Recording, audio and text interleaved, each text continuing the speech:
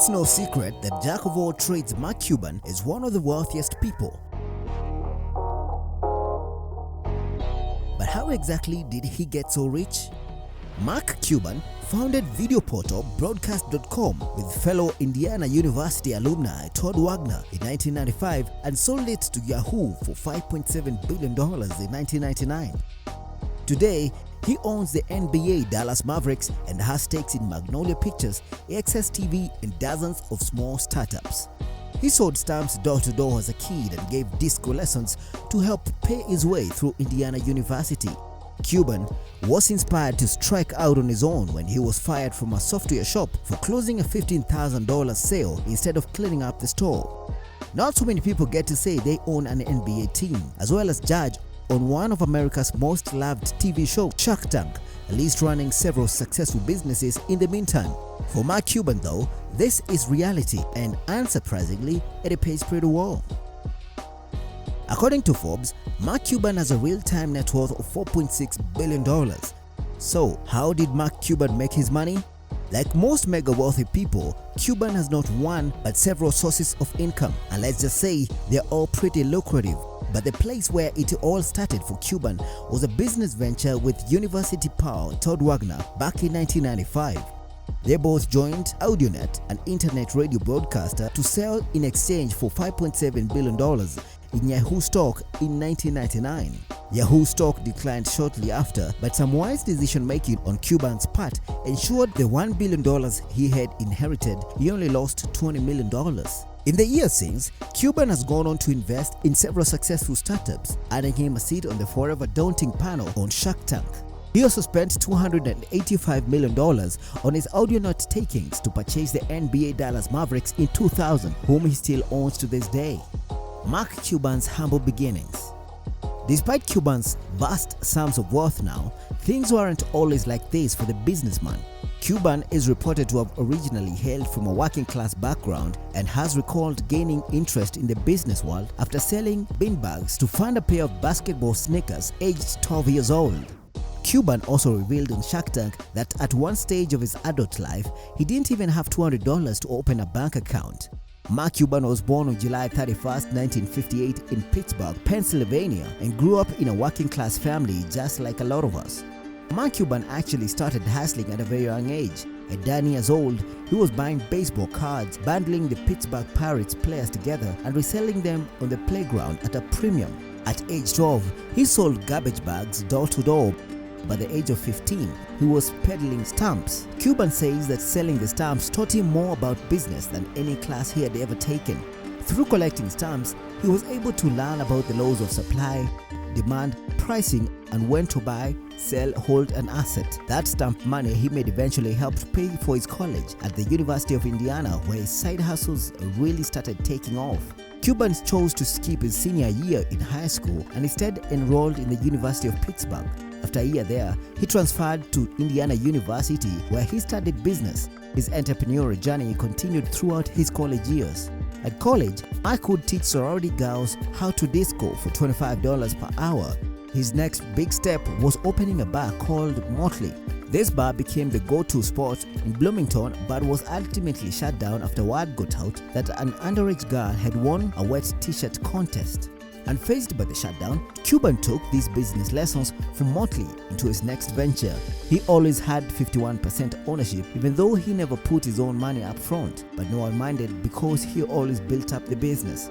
After college, Mark drove his beat-up Fiat to Dallas with $60 in his pocket and moved into a 3-bedroom apartment with 5 other guys. He eventually got a job at a PC software company, Your Business Software. His role was to open the store, sweep the floors, and sell software. But there was a problem. Mark didn't know anything about software.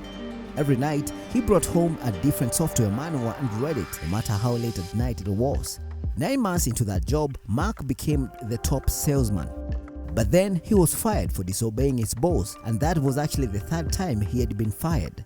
So, with the support from several customers, he actually started his own business, Micro Solutions, which was a computer consulting service. He grew the company to $30 million in revenue, and in 1990, at the age of 32, he sold the company to CompuServe and got $2 million from the deal. After Mark sold Micro Solutions, he started trading tech stocks and did so well that he turned into a hedge fund and almost sold that too. Around 1995, he began to explore various opportunities to get involved in a new business. A man named Christopher Jeb approached Cuban with the hope of getting him to fund his business idea. It was essentially an online service that streamed various sports events. As Christopher described it, Cuban was eager to become a part of the project. Within a few minutes of hearing the pitch, he initially invested $10,000 in the company, which was at the time called AudioNet, and ran it along with Todd Wagner, a fellow Indiana University alumni. Cuban and Wagner eventually bought out most of Christopher's share of the business and renamed it Broadcast.com in 1998. That same year, at the peak of the internet boom, Mark took Broadcast.com public and the stock price soared 250% on the first trading day, setting a new record for the highest run-up of a newly issued IPO. Less than 9 months after the IPO, Yahoo bought the company for $5.7 billion. Mark also sold most of his Yahoo stock that same year, netting over $1 billion as well. In 2002, just 3 years later, Yahoo shut down most of its broadcast services, and this has since been called one of the worst internet acquisitions of all time. Since the sale, Cuban made a series of investments across a wide range of businesses. On January 4, 2000, Cuban purchased a majority stake in the NBA's Dallas Mavericks for $285 million from H. Ross Perot Jr.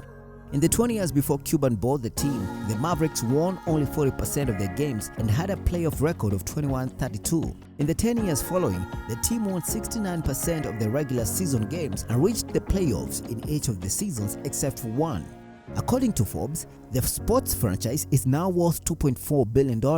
Other businesses Cuban owns include the theater chain Landmark Theaters, private messaging app Cyberdust, and an apparel company called 3 Commas, inspired by the fact that there are 3 commas in $1 billion. Cuban is probably best known for his role as a shark on the hit reality television show Shark Tank.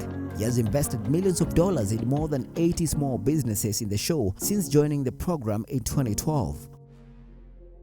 With a basketball team, a hit TV show, investments in more than 80 companies, a social media platform under development, and a banking app, you might wonder how he has time for it all. Running even one of the businesses would be more than one person could handle. Cuban expanded his empire in January 2022 to include discount prescription drug mail order service, Mark Cuban Cost Plus Drug Company. The company's mission statement notes that it is not only providing medications at reduced prices, but is being transparent as to how much these generic drugs cost plus drug code to purchase. Beyond entrepreneurship and investing, Cuban has shown interest in giving back as well.